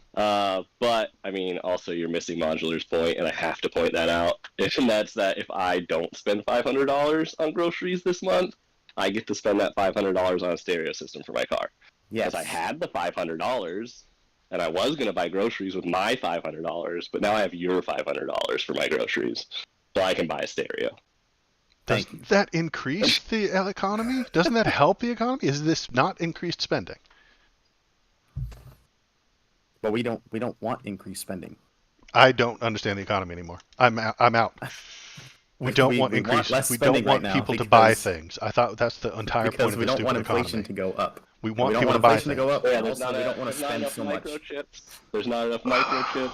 We're We- setting up the factories for microchips, but if you're And buying a stereo, There's microchips in that stereo, Okay, but and if we that's going to cause don't, inflation. but if we don't buy things, then it's a fucking depression. I hate this economy There is a horseshit. balance. There is a Right. balance that You must got be to struck. balance it. We're on a knife's edge If we right now. don't buy things, it's a depression, and then it's Joe Biden's fault. And if we do buy things, it causes inflation, and it's Joe Biden's fault. So since we're This doing is this, I'm horseshit. going to bring us back. I'm going to bring us back to Elizabeth Warren, and Uh-huh. one of the arguments she made in that video was that some of these causes of inflation are from things that we have little control over, like the war in Ukraine. Ukraine supplied a lot of Fertilizer, natural gas, They had the They black also soil have and all that this fun stuff. oil from Russia. Yeah. Yeah, I'm pretty sure they supplied was it A lot of soy wheat. or was it wheat? It's Was wheat. it wheat? Yeah. They do Yeah. wheat because they have Yeah. that black soil or something like that. Yeah, and then the bird flu made us kill a bunch of our chickens. There's not much we could do about it. Eggs are going to be more expensive now. Wheat is going to be more expensive now. So, Shit. I mean, Elizabeth Warren has her point there. Yes. And so we build up our own microchip processing, then microchips are going to be expensive because of supply chain and China threatening Taiwan. Okay. It's yeah. I still see this as a win. The the money gets spent on food. What's wrong with requiring Social Security numbers to have a child tax credit? I don't mind that. That's fine. Okay, so Requiring a Social Security number for the child tax credit. Fine. Great. Done. oh, there you go, perfect. SNAP would not only reduce fraud. Yeah, and it's just that the And idea income of verification removing. for SNAP. So if No, you have income, I don't like that. I like it because there are a lot of people that will get a job Mm-hmm. and then not report the job to the government and still collect government benefits that they're not supposed to be getting anymore. Mm-hmm. And the government gives them money that they spend on food. Money that they're not entitled to. If you say so. I do say so. There's know. income. There's a requirement, Right, and maximum income. I would to raise those receive requirements. benefits. I would raise those requirements way up. That's a whole different argument. I know, But for food. I'm saying that as the law stands, yes, I think we should have income verification for our programs if there is a maximum income allowed. So what's the budget's $7 trillion? Yeah. Close. Yeah. I think so. Six. And this is gonna 6 point something. Yeah. This is going to save us $60 billion in people supposedly defrauding the government for food benefits. Yeah. Apparently. Yeah. Food benefits and child tax credit. I just let them have the food at that point. It's a rounding error. $7 trillion versus $60 billion. I don't care if someone gets some groceries. Every few tens of billion adds up. You know, you're talking 130 I know, billion and out of Medicare and Medicaid. I know, and Talking if- 70 billion out of CTC and SNAP. That's 200 billion right there. If it were for buying know. stereos or car tires, I'd be like, yeah, okay, let's cut it. But food's pretty important. So I don't care if people are gaming the system to get food. I don't mind. Okay, limit Obamacare at its 400% poverty. I don't know what this is about. Obamacare is a joke. Universal health care is the way to go. Obamacare will be a nightmare of overcomplication until we either abandon it or go to universal. And like Matt said, either go full private or go full public. This half-ass shit is messing us up. Cancel wasteful EPA programs from the IRA, the Inflation Reduction Act. Included $27 billion for the EPA with no specific programmatic purpose, and $60 billion for environmental justice programs. That money should be rescinded. No, get bad Republicans. Get out of here. The EPA is good. They just want to pollute.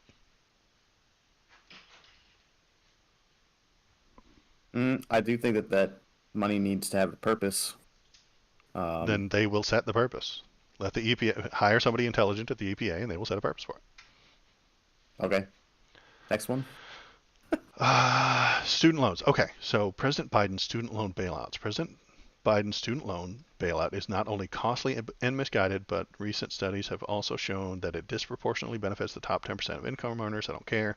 Ending these bailouts would save hundreds of billions of dollars, $25 billion from ending the loan repayment moratorium, and $379 billion from prohibiting the debt cancellations altogether. Is this thing that he's been doing, this student loan bailout, money that the government gave these people? Or is this a private corporation? I was Both. No, this is federal loans. He can So this is only- he can federal only- yeah. loans. If a local bank gave me not that they do, but if they gave me a loan to go to college and I went to college, that won't be canceled. But this, because it came from the federal government, even if it was 10, 15, 20 years ago, to go to college, and then you went to college, and now you're saying you can't pay it back. This is the $379 billion? It's That- not even saying that you can't pay it back. That's not what this Okay, is. okay, This okay. is You- this is Biden government saying, money. look at all this money that people owe because they took out student loans. Mhm. Let's just not make them pay it back. Right. Is that not a tax cut? Could he not sell it that way? And if fucking Republicans love fucking tax cuts, why don't they like it when Biden tries Why to do you like this one? decrease? If it Because disproportionately benefits your highest of income earners. Uh-huh. So That's- if you that's people who went paint to it as a tax college. cut, it's a tax cut for the rich. it's a tax cut for people who went to college. I want people to go to college. I want college to be damn near free. I think this is a terrible idea. I think you took a loan out, pay it back. At some point, there will be someone who took out a loan who doesn't have to pay it back. Somewhere down the line. It's going to Yeah, happen. it's called bankruptcy. Then But you can't you discharge can't a student loan in discharge bankruptcy. again. And you Yeah. you guys have both blamed the government for the overcharging of college loans, but I honestly think this is a capitalism problem. Well, I blame the government for instituting the government-backed student loan program in the first place and making it so you can't discharge student loans in bankruptcy. We've had that conversation before. Yeah, I know. I know. Yes. And that's not the government's fault. The government is responding That is the government's fault. No, it's responding to capitalistic problems. We have a problem. These people cannot go to college. The government tried to solve it. Yes, they did a bad job of it. I'm not saying that they did a good job, but As the is problem, the usual. the problem isn't the government solution. The problem is that the root of the problem, which is capitalism. No. Capitalism has an ugly wart, and the government tries to cut it off. The root is the wart, not the government intervention. I think that the root of the student loan problem is that not everybody needs to go to college. It's not necessary in most cases. I think college programs are bloated and unnecessary. I mean, I don't need to know So that calculus they to can get make an English money. degree. So that they can make more money. Those, Capitalism. Those programs are bloated and unnecessary because of the loan program that's the free money spigot. We talked about the free money spigot. Yes, and that is a problem of capitalism, not- not it- the government. Capitalism is the literal nature of the world. Like For now. Yes. everything runs that way. Even before we knew what Yes. capitalism was, everything ran on capitalism. It's not a problem with capitalism. I mean, we're talking It about is. It's a flaw nature. of capitalism. It's a flaw of capitalism, and the government's trying to fix that flaw. And they didn't do Well, a every great time job. they try to fix a flaw of capitalism, they make things worse. No, they solve it for a little while, and then it festers. And then it gets worse. And then they try and solve that festering problem. And then they try and, with this kind of nonsense. I mean, this is the leeches eating King Viserys' finger, you know, in House of the Dragon. This is Right. Yeah, every time the government is putting those the leeches government's on. the maester, you know, Yeah. that's putting the hand in the leeches. Yes, That's what this is. I mean, I agree. they're not helping. They're doing the best they can. The source of the problem is being ignored. Capitalism is the disease that's killing him. And the government is the maester putting the leeches on. I agree. Viserys in this scenario is dying because of capitalism. Well, I don't think it's because of capitalism, but He's We'd not. have to we'd have to completely reform our public school system if we wanted to say that the average person, we don't need the average person to go to college, because and I am the fact of the fully matter for is- public school reform.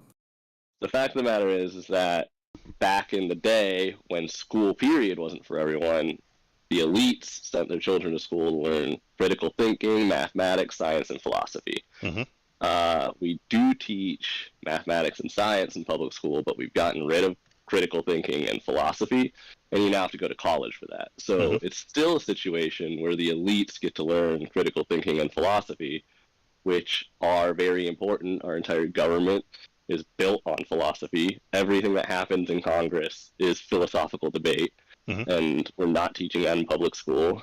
And it's clear we have a critical thinking problem in this country. Right. Oh yeah. And So, I would say that this 10% of income, this top 10% of income earners, is fake Republican populism.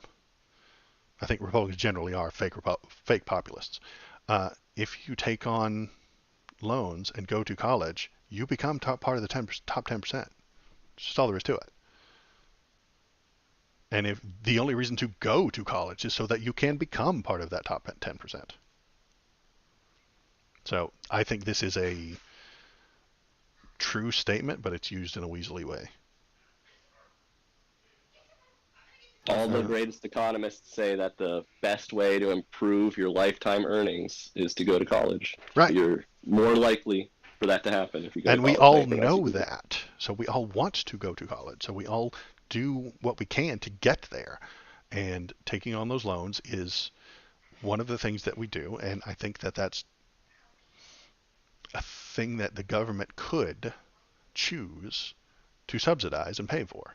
And that's what I they're think doing with this, I aren't think a they? large part of that is the college culture, though. Is Yes. we have jobs now that are entry level jobs that say you have to have a college degree when you're not using any skill from your college degree to do that entry level job.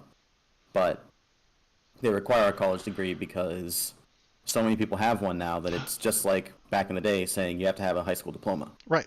It's ridiculous. You, We've had this inflation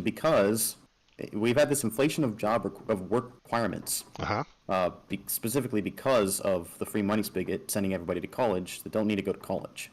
Mm, I would say that that's I because the company wants the best. This company doesn't want anybody from that bottom 90% of income of people. They want that top 10%. So Well, that it's not they the can bottom ninety get percent of income because you can require a college degree for a $15 an hour job right. And why would the company do that? because they can because so many people go to college and need jobs. Because they want the best people. Because they want the most dedicated. They want the most efficient. They want the most properly well trained and well rounded person so that they can make more money. You see That's how fine, but if less people right. go to college, Capitalism. then they won't make those requirements. Let me throw a curveball in here. Mm-hmm. Again, I think we're kind of not committing to privatization or socializing things. So, as your cybersecurity correspondent, Mm-hmm. I have gotten certifications Mm-hmm. through organizations that do it for a profit. Mm-hmm. And I know that my certifications are earning me more money Mm-hmm. because I can go online and look at Indeed or Glassdoor or whatever. I can search for companies looking for certifications. They say they want these. This is proof that I have knowledge and Mm-hmm. skills that they desire. And I've put forth the effort to go out and learn those things and take an exam and get the certification, Mm-hmm. which is similar to how we view college. You went to college, you learn a broad range of skills. I can be fairly certain you'll be able to write at a certain level, you'll know mathematics to a certain level, Mm-hmm. and you have a broad range of knowledge, and you specialized in some way while you were in college. So, wouldn't privatization look like certifications for other areas of the economy that we want to get people into? Couldn't you become certified in a pharmacy setting Mm-hmm. or certified for any other number of jobs? Why have college when we could have people proving that they can dedicate effort and time and that they know something through a certification? Yes, and that's what I would push for is trade schools. Okay, great. Those Um, trade schools cost money and a lot less time. than college though. I agree that they do cost less in college. I agree that there is a lot of bloat in the college. uh, situation. And trade Yeah, schools are a good idea. because of government-backed student loans, that's Right. why there's so much bloat. Yes. And why do they have government-backed student loans? Because people couldn't afford it because of capitalism. No, people could afford it. Yes. No, they couldn't. Just They listen to couldn't any one of your afford boomer it. grandparents that told you about how they paid for their own college by working a part-time job at fucking McDonald's. Right. That doesn't Like work anymore. everybody who's got a Gen X or a boomer person in their family that they still maintain contact with will tell you, yeah, I worked part-time at McDonald's or I worked part-time as a waiter at some restaurant at Olive Garden and that put me through college with no debt. And now, then they turn the free money spigot on. That's when Because people college became couldn't go ridiculously to expensive. college. People couldn't afford it. There were people who couldn't afford it back then. There were people who could not afford it back then. I think there's a complex of issues here, both in the past and in the present. In the past, you had uh, lower economic people weren't receiving the same education that our boomer parents were receiving. And so it was harder for them to get into college anyway, on top of the fact that they didn't have a lot of money. Mm-hmm. But I hear you. Maybe there, it was easier back then. It's true. More people could go to college without getting a loan or having to worry about it. Nowadays, your boomer parent had an apartment that probably cost 45 times less or 5 times less than what it costs now. Mm-hmm. So the kids that want to go to college nowadays aren't going to be able to have a job and go to college and afford rent, even probably with roommates. Well, And a part part of of that it, is because of the number of people going to college inflates the value of the properties around that area. If you have, I mean, there's no getting around how much property values have gone up everywhere. Like, Property values have gone through the roof. I agree. Yeah. And I don't think well, that's that would because. be a function of the of inflation, which the Fed is desperately trying to control using its rates, which Elizabeth Warren was mad about. No, but then we'll there's get off on a tangent, that's a but tangent. We're moving we'll on to get the off next on one a because yeah. then I'll just start talking about housing. Stop wasteful and extreme climate spending. Rescind 3 billion for new UPS electrical vehicles, 1 billion for clean garbage trucks, 3.4 billion for regional greenways and tree planting, and 5.6 billion for low emission buses. Fuck this. This is fucking fantastic. Fuck the Republicans. This is great. They can fuck off. We need more electrical vehicles. We need better, cleaner trucks. We need, I don't know what a regional greenway is, but I'm on board for it. Tree planting, Jesus Christ, tree planting is the only fucking thing that's going to save us from climate change. Trees are the machines that take carbon out of the air. We need to plant more. Yeah, I would like tree planting to stick around. I've told you I'm in favor of reforestation before. This is a line item I don't necessarily agree with. The USPS electric vehicles and the clean garbage trucks, maybe I could see cutting because I doubt that it'll only cost 3 and 1 billion. But then again, these to me are the small potatoes that I don't really care about. This one and the last one are really small Okay. things. Like that woke waste one talking about a couple of $1 million. It's like whatever. This one talking about a total of what 10 billion maybe. Yeah. Yeah, about 10 billion. It's small potatoes for me. I would leave it in.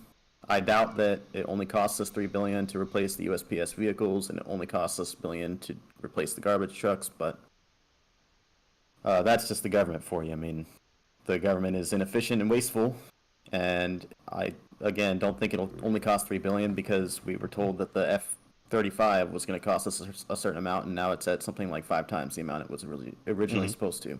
So, the government is the government. And if the USPS can get its entire fleet revamped with electric vehicles for only $3 billion, then I'd take it, but it's probably going to cost, I bet, about 10. Okay. I'm still on board. Refocus spending to programs that address the crisis at the border, not exacerbate it. The recent 1.7 trillion omnibus that Democrats rushed through at the end of the year was ripe with wasteful and misguided spending, including hundreds of millions of dollars towards organizations that facilitate illegal immigration and 10 million for legal assistance for detained migrants. 10 million. We're talking trillions. Again, we're talking small potatoes, yeah. Small potatoes. I don't trust Republicans when it comes to the border. I think they're all full of shit. Immigration helps our economy, not hurts it. Address billions in improper payments. Government, this is what you were talking about, stop these improper payments. Like, do you have a plan? Mm-hmm. Do they have ways to do these things? I don't know. How are they going to... Yeah, I don't know. I would assume if they intend to address those improper payments, and they have a plan to do it, but they don't lay it out. So I don't know. Stop woke waste. Again, the word woke. And this Foot the one's like more bill. of a political stunt than anything else, I think. Right, and We're talking so much small potatoes on this Yeah. line item that, I mean, we're talking $1 million in a $7 trillion budget. It's Yeah. it's like, all it's right, literally nothing. whatever. And then they just say the Social Security and Medicare are earned benefits programs that must be saved and strengthened. Okay, great. Well, how would you like to do that? They complain about the Democrats.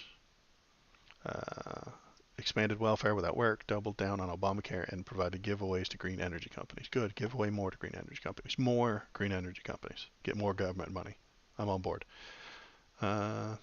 Should stop preying on the fears of seniors by accusing Republicans of cutting Social Security and Medicare, and instead work with us on a bipartisan solution to address their insolvency. That's just complaining. They don't have any plan. And the last time they had a big plan, wasn't it George W. Bush wanted to privatize all of these things and put them on the market? That's the last big I don't remember. Republican plan. That was the last big Republican plan that I can remember for Social Security and Medicare, is that he said, hey, this whole government thing ain't working. We're going to put it on the stock market where it can go up every year. And I think that that would just cause economists to steal all the money, bankrupt it, and profit off of that bankruptcy somehow. Because I don't trust economists. I don't trust the stock market. Okay, so that's their reply to Mr. Biden. Oh no, that's this came out before Biden's thing. Oh, did it? February 8th? Okay. Yeah. Yeah, I guess you're right. Well, 8, 9, 10, 11, a few days. Okay. Anything more to say about the debt? Need to cut it. Need to cut the debt. Okay, great.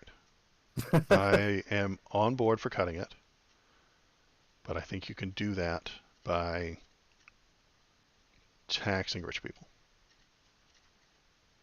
I mean, I'm also gonna point out again, 1/6 of our budget goes to national defense, which might be a bit high right now. We raised it even more when we went to war with Iraq. Mhm. You know, and okay, we were going to war, so you raise the defense budget. Makes sense. Now we're not at war. Yeah, And we're not our lowering defense it. budget, I think, needs to be cut I know. substantially. What? And I think part of that would also come. I mean, the Pentagon doesn't pass any of its fucking audits. It can't account for just about any of the money that it spends. Doesn't know where it goes. They've got something like $21 trillion. I mean, they in won't money account they for. can't account for. They Yeah. can. They just won't because they don't want. And there's the acquisitions process that the military goes through is ridiculous. It encourages wasteful methods, I think, in terms of manufacturing and providing services to the government. So we got to reform that. Like the entire thing needs reform in terms of the spending by the military and how we acquire things in the military, and the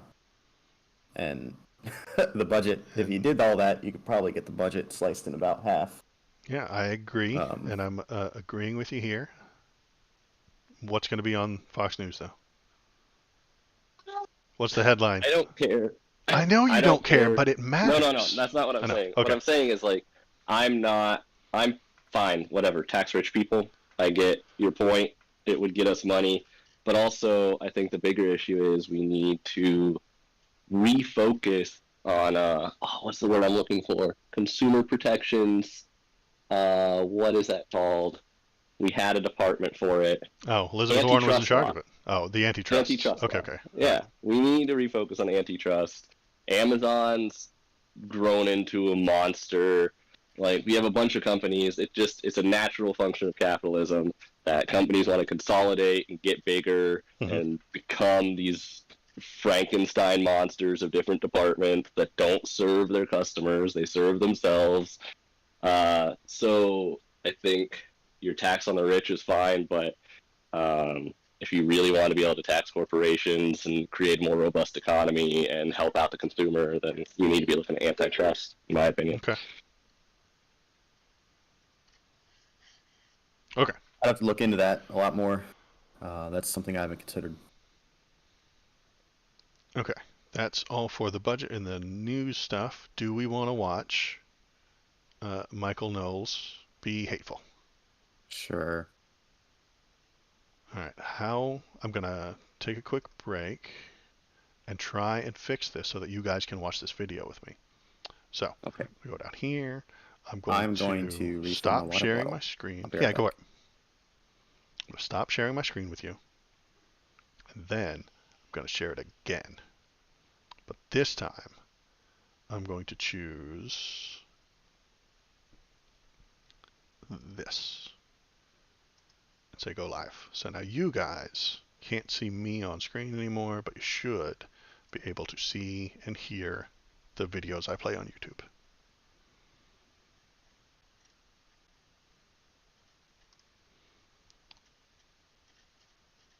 And we'll wait for him to get back. But until then, oh, I got to do conspiracy nonsense.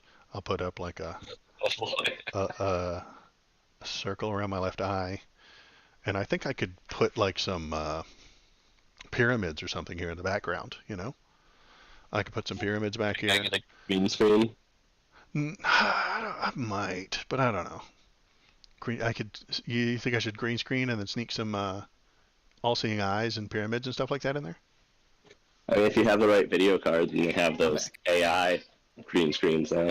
Oh yeah, I could look into that.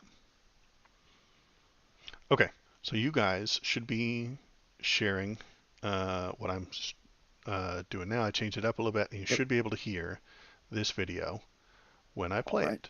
So I'm going to go over here, and it's only a minute and 47. So I'm going to play it. Tell me if you can hear it. The problem with transgenderism. Did you hear that? Yes, a little Okay. loud. Let me turn it down a little bit. Okay, sorry. No, it's fine. It's on my end. I just gotta figure out. There it is. Gotcha. All right, go ahead. All right, we're going to play this thing. Is not that it is inappropriate for children under the age of 9. The problem with transgenderism is that it is not true. The problem with transgenderism is that it puts forward a delusional vision of human nature that denies the reality and importance of sexual difference and complementarity. The problem with transgenderism is that its acceptance at any level necessarily entails the complete destruction of women's bathrooms, women's sports, all of the specific rights and spaces that women currently have for themselves. There can be no middle way in dealing with transgenderism. It's all or nothing. If transgenderism is true, if men really can become women, then it is true for everybody of all ages. If transgenderism is false, as it is, if men and women really are different, as we are, then it is false for everybody too. And if it is false, then we should not indulge it, especially since that indulgence requires taking away the rights and customs of so many people. If it is false, then for the good of society, transgenderism must be eradicated from public life entirely. The whole preposterous ideology at every level. Have I made myself clear? Oh, I think he's very clear. Okay. So I'll say from the beginning is I don't side with Michael Knowles. Okay, I didn't think you would. I didn't expect that you would. I don't think I've told anybody this in any Discord or anything, but I do have a family member who is trans, so Okay. I'm a little bit different from most conservatives on this particular issue. Right, and conservatives were against gay marriage, except for Dick Cheney, who had a gay daughter, so he was for it. You know, I think if Mr. Michael Knowles here, who had a loved one who was trans, he would feel differently. But I don't think he has any loved ones. That's just me talking shit. Um, I mean, it sounds like a grift to me. he said that at the First, I CPAC. want to thank Yeah. first I want to thank this man for telling me how women feel about having trans females in their communities. Right. A little bit of So, mansplaining. Okay, great. So he's canceled for uh, that. but I mean, we're gonna see people committing suicide. Gender dysphoria is a thing that exists. I mean, we have scientific studies that show it. So really, I mean, what are you asking for? You're just asking for people to suffer through it. Well, he's asking for people to suffer. Yeah. Yeah. So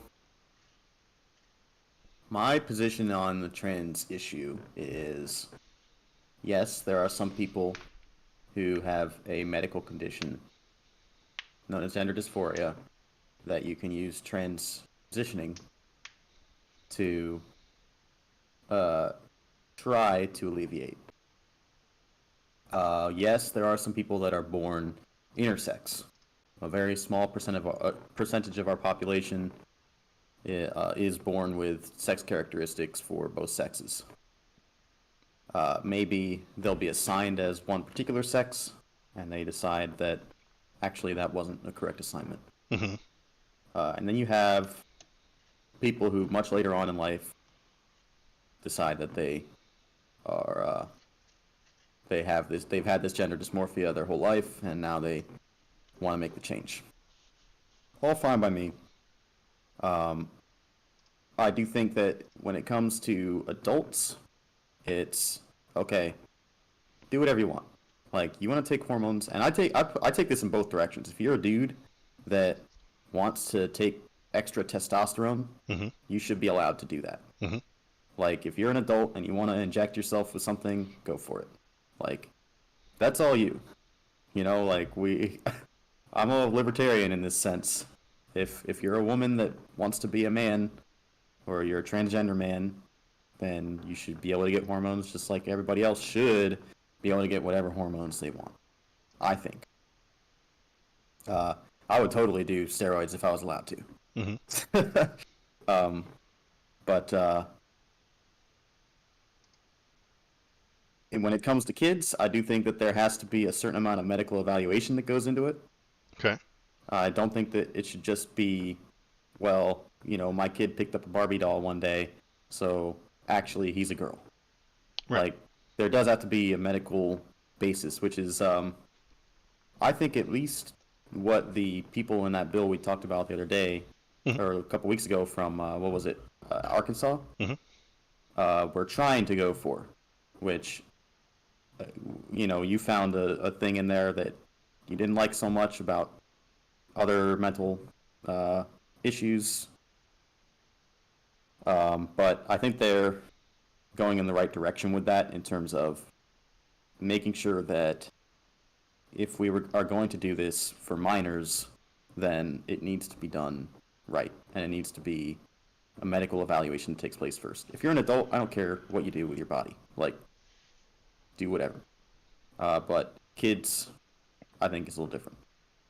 Yeah, I don't think there's any state that allows a kid to start medically transitioning. Are you just talking about, like, should someone be able to wear a dress and be called a she? Well, even Or are you that talking- is like, I'm totally fine with, like, if you want me to call you whatever, I'll call you whatever. You know, like. No, I'm talking about children, though. Like, say a 9-year-old's like, I feel like a girl and I want to be treated like a girl. There's no state that's going to start them on hormones that I know of. But do you think that there needs to be a medical evaluation if they want to go to school in a dress, for instance? That'd be an interesting question. Honestly, I would say Maybe. yes. I would say the minute this thing starts, you go to a specialist and you discuss it. Maybe it's just a phase. Maybe it's something that they don't understand. Maybe it's something they saw on TikTok and want to emulate. And a smart doctor will figure that out. A smart doctor will come up I'll with a agree with plan that. Yeah. and say, hey, are you sure about this? This is what's going to happen. And a smart psychiatric doctor can figure that out. That sounds fine. And I think the Arizona law that you, or Arkansas, sorry, Arkansas law that you mentioned, is against puberty blockers, but I think that's a bad idea as well. I think being against it is a bad idea. That if you have gone through a proper doctor procedure and the doctor says, okay, well let's start you on the puberty blockers, I would be okay with that as well. I mean, you can't have adults on puberty blockers; it's far too late.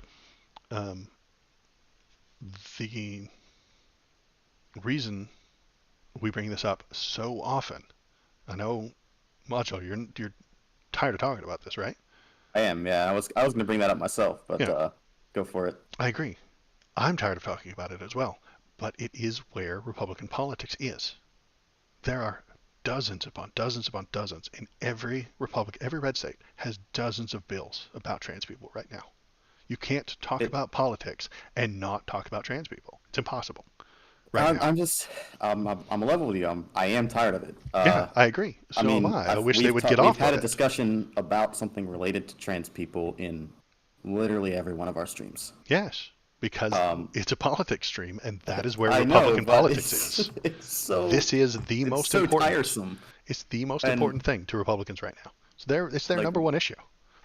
I wonder how much of that is the result of it being in the limelight so much. Like, They're putting it in the limelight. Republicans want this gone. They want it to go away. Michael Knowles, very important guy. I have almost as many views as him with 1.3 million subscribers. Um, I'm almost there. My 11 subscribers, we're right on working his on. heels. Um, and they only have culture war. Republicans only have culture war. When they were running culture war with gay people for the entire 90s and early 2000s, and they lost that culture war. So I now they mean, I are. think I've brought up a lot of Republican points over the several streams we've You had have, with. but you're not in charge of them. And I have to go to I go looking for what they want and what they're talking about. And I search the news feed, and it's trans bill after trans bill after trans bill after trans bill after trans bill. So that's what If I you look talk for the about. trans bills, you'll find them. Well, I'm not looking for trans bills. I'm looking for, hey, what's going on in the news? What's going on in politics? And the answer is Republicans are hating on trans people, which is why I've talked about it so often. And you're right, we have talked about it a lot because that's what Republicans are talking about. That's where their focus is. That's where they're paying attention to. Um, That's I think it's every time I get into any political sphere. So if I watch a streamer like Destiny mhm, or Vosh or mhm. somebody, they're always talking about trans people, and it's like, can we move on to something that we haven't heard 3,000 hours of content on? Okay. Like, I'm just tired of it. Uh, Honestly, I pretty uh, much never want to talk about this subject okay. again. Like, you've heard my position on it. Yeah. I think my position's fine. I think your Uh, position is fine as well.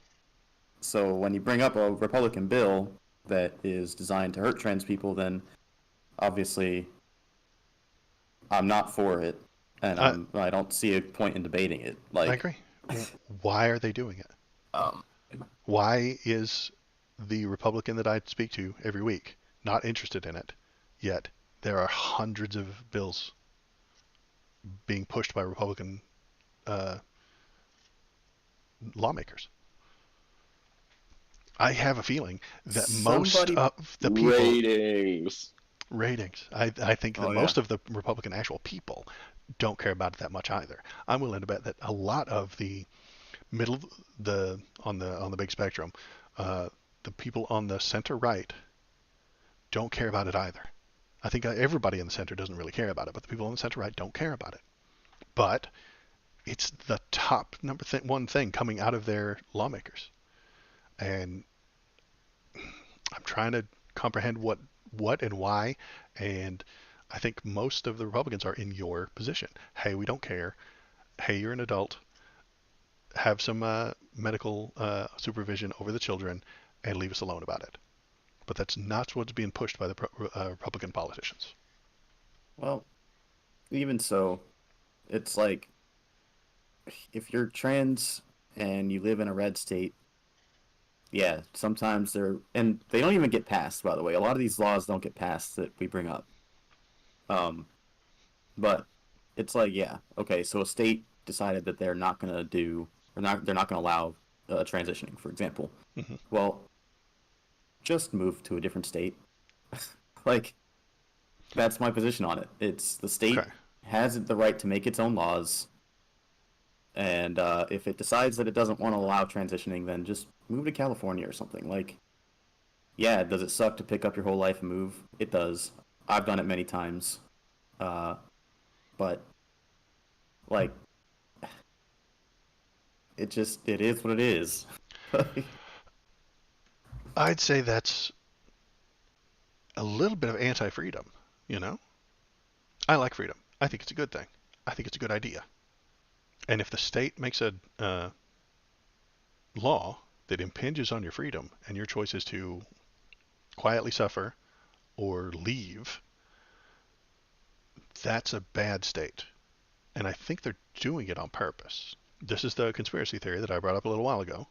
A couple of weeks ago, I suggested that Republican lawmakers are doing this intentionally, willingly, knowing that they want people to either quietly suffer and not speak up or leave because they do not want blue voters jacking up their red state. They don't want people living in that city turning their state blue. And to make the blue voters leave, they will make laws that make it harder for blue people to live there, Sure. so that they can have 60 Republican senators in 30 states that have a tenth of the population of California and New York. Well, if we Empty that Montana. Kick every blue shrank person out of Montana. Yeah, if we shrank the federal government and allowed the states to make their own laws, then it really wouldn't matter that's what's happening. who has all the power. Well, That's what's what do you happening. mean? The states are making the law that says we Yes. don't want certain people here. Uh-huh. That's not a good thing. Yeah. No, well, Shrinking the federal government will lead to the more people of that these vote laws. for More of these the laws. people that vote for a larger federal government are the blue voters. Republicans are the party Yes, of I small would agree government. with that. I don't know about that. I don't believe that. Every single time, how does this get? Or at least they purport to be. They say they are, and I They think they're say they are. bullshit. I think they want a large government that does what they want, and they call it a small government. I mean, I think how does this Republicans have trend? How does historically been for states' rights. It's right? Because the the state federal makes its government. laws. The federal government isn't supposed to be making sweeping legislation for the entire country because, as I said before, what's good for Alabama may not be good for Seattle or for Washington. And I agree with those situations on taxes and uh, industry. I could see that Alabama has different industry than Montana. I think different laws would be there. Um, Illinois could have different gun laws than Texas. I'm okay with that. But this isn't just, hey, it's a law. This is literally human rights. I don't think human rights should change whether you're on one side of the uh, Mississippi or the other. I don't think human rights should change as you drive from one state to the other.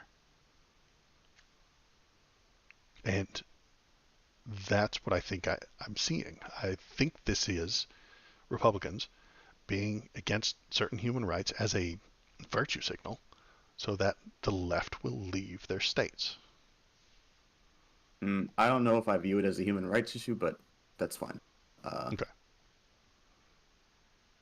I view it as a state rights issue. So Right, and that's what they want it to seem like, but I don't think it is. I think they're um, states' rights. I don't think I care for. So normally, I think what you'd expect is that the horse leads the cart. Alex, stop. And that the horse is the politician and the cart is the news. So the politicians are doing things and the news is reporting on it. Mm-hmm. But I think that because of how in bed they've become with each other at this point, and how news can make you help you keep your job as a politician, and influence your voters, that the Republican being the purported nuclear family party, uh, the news can use that fear of something that's going to destroy your family to get people to watch it, and then that influences your population, and now you as a politician have to speak to it, and you have to put forth bills to create laws for it. So I'm worried that the cart right now is in front of the horse, that the news is like, yeah, we're going to get a bunch of money, keep talking about these trans rights issues. Well, yeah, that's sort of where I was going with the whole, like, it seems like it's everywhere.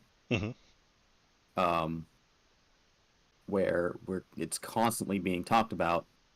Therefore, yes, you're going to have politicians that create laws for it. Like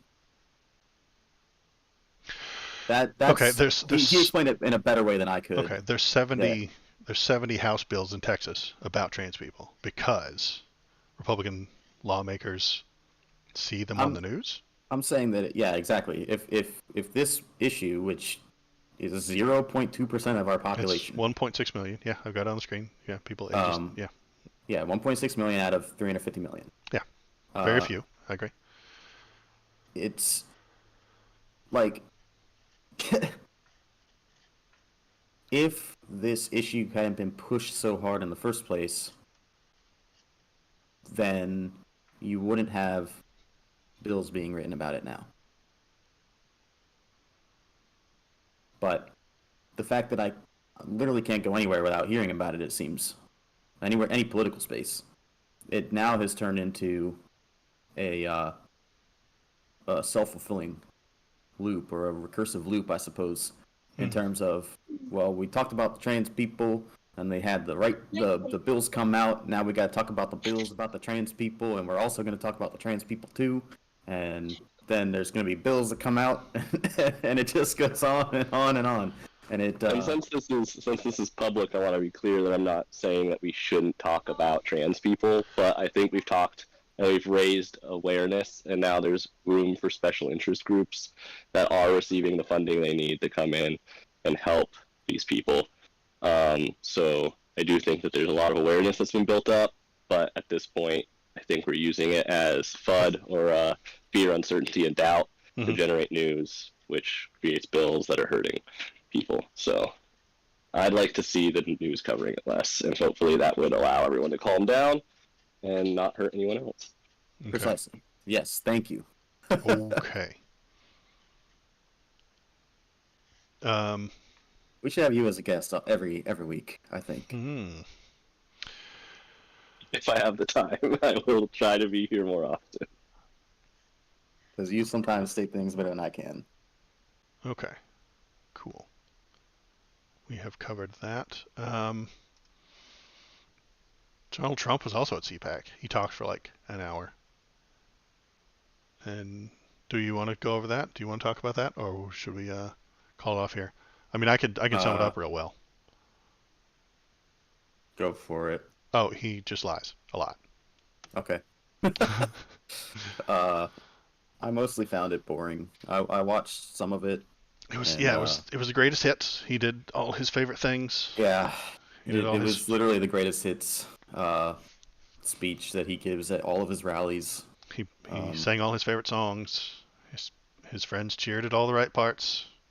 Sang along when they knew the words. I mean, I thought his speeches were great when he was giving them in 2015, but they're a little old now. Is it the same speech? I mean, it's the same pretty speech, much, right? yeah. Okay. It's basically the same speech, yeah. Basically the same speech. Okay. And I think it is the same speech, and it's still just as full of lies. But then he talked some shit about McConnell and like Paul Ryan and stuff like that. I was like, really? I do not, because of that speech and him talking shit to Paul Ryan and McConnell, I don't think he's going to get the Republican nomination.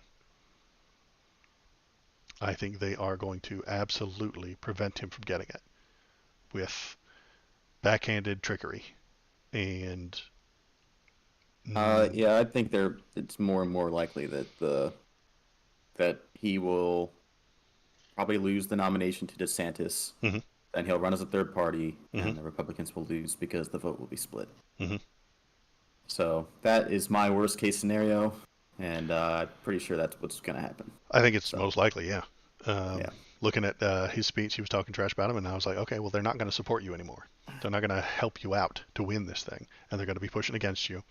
And honestly, if they want to get rid of him, just indict him for something, right? Uh, well, yeah. I mean, that's the I, funniest thing I is have I like have a no lot of doubt that if Mitch McConnell wanted Donald Trump arrested, he could have it happen. yeah, possibly. Well, He knows where the DOJ is. All he has to go in there and tell him a few things that Donald Trump did or said or has threatened to do. I have no doubt that could happen. Um, then he gets in trouble, and then he loses the even if it gets thrown out of court or something like that. I mean, it tarnishes him. It makes him look bad. Makes him look like crap. He loses the Republican primary. DeSantis gets it, and then he runs as a third party um, with Maytag as his vice president. And then we'll talk about them every single week. Because that's what we have to do, I guess. I don't know. Is that what we do here? That's what we I do hope here. not. That's what we do here. That's what we do here. I mean, that's what we do here. I don't know if you guys have talked about it before, but I think the biggest problem Trump ended up having was that the Republican Party was expecting him to be a kingmaker or a queenmaker, and there were several instances where he gave support to a candidate and he was lost miserably. Mm-hmm. So I think that really took away a lot of his power as far as the Republican Party was concerned. Yeah. I think that he lost a lot of his credibility when he took a really great game leading up to being elected and then did none of the things that he promised he would do, except for cut taxes. So, yeah, he kind of fucked himself there. Like, and not that he had a whole lot of help. I mean, he does have opposition in the government from the mainstream Republicans, even. It's just that people see what happens in the government as a function of the president, as opposed to a function of the government. So when you get a new president and nothing happens legislatively that you want, that he tried to promise, then the president gets blamed for it, even though it's the legislature that doesn't actually pass anything that he promised. Maybe they shouldn't make those promises in the first place, but you know how it goes. Okay. I think he lost a lot of power in the Republican Party when he was president for 4 years. He had 2 years of a Republican-controlled House and Senate, which normally you would think that people would get things done with. But the only thing they ever passed was tax stuff. So I'm gonna be your weirdo screaming both sides again. But that's what you see every time. That's what happened to Obama. That's what happened to Obama. Parties Yeah. have full control. Yeah. well, yeah, No, Obama no. did the same thing. He had 2 years of a Democrat-controlled House and Senate, and he was the president, and all they did was pass Obamacare. Because That the was it. legislature doesn't want to do things. That's the stance I've come to. The legislature does not want to move, ever. They don't want to take a stance on anything. They want to stay right in the center. Well, to be fair, back when Obama was president, we hadn't used the nuclear option yet. The precedent hadn't been set. Mhm. The nuclear option was before you actually needed 60 votes to get anything passed through the Senate. The nuclear option is doing away with that rule, which was essentially a gentleman's agreement, and saying, okay, you just need 51 votes, or you need 50, and then the vice vice president. president gets to make the deciding decision or the deciding vote. So, but back then, when Obama was president, you had to have 60 votes. The precedent hadn't yet been set for anybody to use the nuclear option, as they put it, and then eventually it did get used much later in the presidency, I think. But up to that point, that could be a decent enough excuse, in my opinion, for not getting much done. But Trump doesn't have the same excuse. He had, the option had already been used. The precedent was set. It's 50 votes plus the one vice president vote. And they still didn't manage to get jack done. So that's where I think that Trump lost a lot of his pull for Republicans. Now you really only have the QAnon people, the really hardcore MAGA people, which there is a certain amount of overlap there, Hmm. and that's I think pretty much it. Is that's the people that would support Trump over DeSantis at this point. Hmm. Unfortunately, that's a lot of people, um, but it is what it is. Right. He has lost a lot of his power at this point, I think. So Okay.